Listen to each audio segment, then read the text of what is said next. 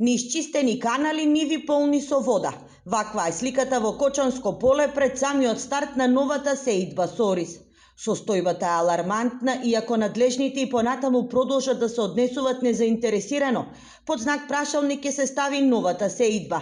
Револтирани се оризопроизводителите од Кочанско, кои поради калта не можат да си ги подготват површините за производство. Па во средината на полето имаме доста голема количина на вода која што не се повлекува. Некаде и водата е до колена. Овие од надојдените дождови и води се зголемува водата, а таа не се повлекува.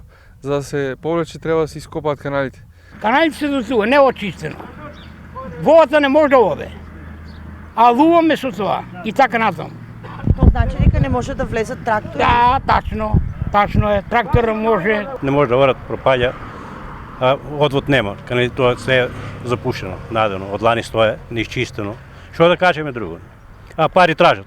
Водна заедница да и платиш вода и платиш за канал ти се за извршители. Ако не платиш и тоа е тоа. Неисчистените канали се проблем со кој речиси секоја година се соочуваат оризопроизводителите. Во одредени полиња сеидбата доцни, а тоа влијае директно и врз квалитетот на белото злато. Доколку сметат ние дека треба сами да ги чистиме, тогаш нека не ослободат од воден надоместок.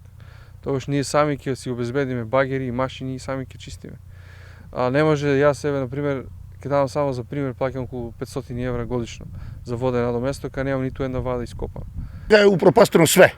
Значи канали непрочистени, цена на оризо нема, откуп нема, други работи, цените паѓат, увезуваат ориз. Ово е срамно и жалосно. Значи не бива вака. Од Кочанската подружница на водостопанство објаснуваат дека е почнато со чистење на каналите во Виничко, а се чисти и десниот магистрален канал. Проблемот е во старата и дотраена механизација. На располагање имаат само 2 машини, а останатите 2 се дефект и чекат да бидат сервисирани. Според планот, со наводнување на оризовите површини со проточни води ќе се почне од 7 април, а водата од хидросистемот Брегалница ќе биде пуштена на 25 април.